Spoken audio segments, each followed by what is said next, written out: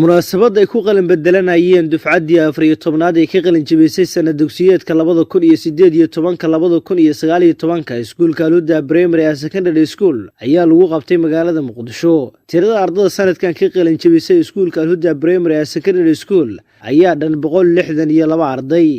munaasabadda waxaa sidoo kale ka soo qayb galay mas'uuliyiin ka socotay jaamacadaha dalka ku yaala iyo sidoo kale maamulka sare ee iskuulka Al-Huda Primary and Secondary School. ugu horreyn waxaa munaasabadda dah furay maamulka xogeenka iskuulka Al-Huda Primary and Secondary School Cumar Xuseen Kaariye isagoo hambalyo u diray ardayda sanadkan ka qalin jabisay iskuulka soona dhaweeyay marti sharafka ka qayb galaysay munaasabadda. marti sharafta ardayda jaamacadaha dadka kale ee fadhiya makaankan quruxda badan maqaam kastay ku fadhiyaanba waxaan ku salaamayaa salaanta islaamka. assalaamu calaykum waraxmatullaahi wabarakaatuh. xafladan maanta aan u joogno waxaa ku qalin jabinaya 2 dufcadood qayb oo 8aad ah iyo fasalka 12aad. xafladan sidaas ayaa loogu talagalay waa noo bilaabatay haddii alla idmo sidaa ayay noo noqon doontaa sidaa la socda waana mahadsantihiin. sidoo kale waxaa halkaasi khudbado kala duwan ka jeediyey marti sharafkii lagu casuumay munaasabadda oo ay ka mid yihiin qaar ka mid ah mas'uuliyiin ka socday jaamacadaha dalka ku yaala.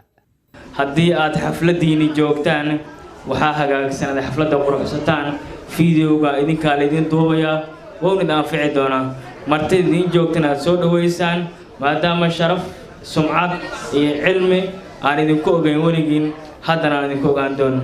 waxaad ku biiri doontaan jaamacado aad u fara badan iyo jaamacaddii aad dooratay adiga. waan ku faraxsanaa ru'aantii inaad jaamacad doorato dalka iyo dadkan kusigan aad wax u barato laakiin waxaad noqotaa taariikhaha soo socdo iyo sanadada soo socdo kuwii la xusi doono adduunyada cashiro badan ka dhigo. laakiin haddii adduunyada ku soo biirtay macnana aadan ka samaynin Al-Huda waad ogtahay waxaa ka baxday madax dalka jaga ka soo qabatay xeelal badan ka soo qabtay degmooyin badan mas'uuliyiin ka soo noqday adiga ayaa ku diidan marka cidda ku diidan adiga aad mas'uul noqoto ma jirto. jaamacadda doontaa galaysaa jaamacadda adiga isri waa mustaqbalka aad ka baxday galaysaa laakiin waxaad samaysaa ka hor intaad jaamacadda gelin jaamacadaha booqo soo ogow jaamacaddii ku anfacdo dhaqaale ahaan bariiska ku taalo maxay ka caawin kartaa jaamacadda bal soo ogow horta. qof walba ka soo qayb gala xafladda waxa ku salaamaya mansabka iyo maqaamka ku fadhiya. assalaamu calaykum waraxmatullaahi wabarakaatuh.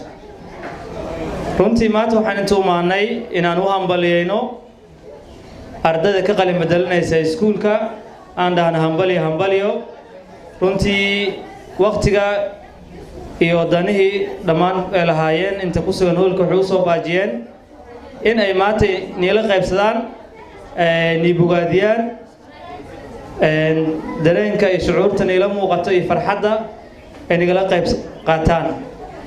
inta waxaan leenahay waxbarashada halkan kuma eka way sii socotaa. waxaa la dhahaa farkamo qadna faanoole haddii aad dugsiga sare marxaladiisa aad soo dhammaysay runtii marxalado kale ku sii sugayo oo heerka jaamacadaha kala duwan ah. runtii waxaa leeyahay hore u sii socda.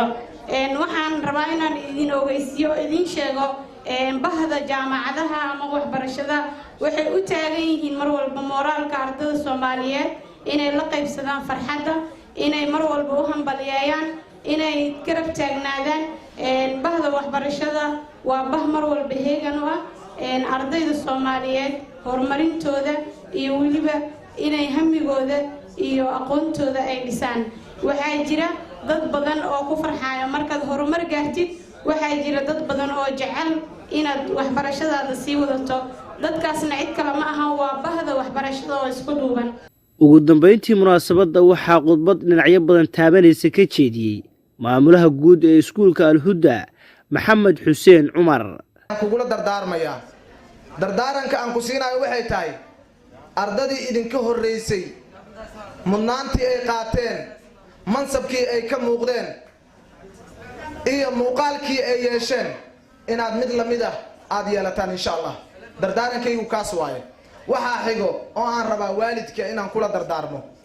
waalidow ardayga aad maantay soo meel gaarsiisay welina aad diyaarka u tahay inaad wadid waxaan kaa codsanayaa inaadan kaga harin ogaatid waxbarashadiisa iyo waxa uu wado aad ka warqabtid waxaa muhiim ah waalidku inuu ogaado waxa aad maal gelinaysaa waa cunugaada waxa aad ka filaysaana waa macaashka aad ka filaysaa maxay tahay inuu asiga naftiisa anfaco adigana ku anfaco bulshada ummadda Soomaaliyeedna uu anfaco macaashka aad ka filaysaa waa intaas Soomaa haddaba intaas adigoo ganacsigaadii aad ogtahay sidaad u controleyso waa inaad ula socotaa cunugaadana waa inaad ula socotaa oo aad ka warqabtaa muhiimaddu waxay tahay ardayga waxa uu ka dhismaa waa guriga haddii uu ka dhisan yahay meeshii loo diro kala tood haddii goob waxbarasho noqoto haddii iskuul noqoto haddii jaamacad noqoto wuu dhismayaa ardayga annaga markaad noo soo dirto ardayga laba shayba waa laga dhisaa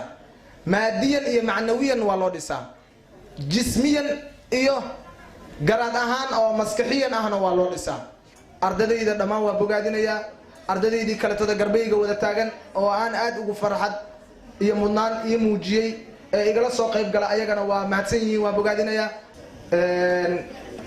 saxaafadda igala soo qayb gashay waqtiga qiimaha badan juhdiga badan bixisay Ras Media waan idin mahad celinaa dadaalka badan aad muujiseen farxadda nagala qayb qaadateen sidoo kale waxaan u mahad celinayaa maamulka hoolkan Akram oo ayagana noo muujiyay dulqaad iyo qurux noo muujiyay ayagana waan u mahad celinayaa iskuulka Al-Huda Primary and Secondary School ayaa la aasaasay sanadkii 1998 isagoo iskuulka ka mid ah iskuulada waaweyn ee ku yaala magaalada Muqdisho waxaana iskuulkan sanad walba uu soo saaraa arday tayeysan oo anfacda bulshada Soomaaliyeed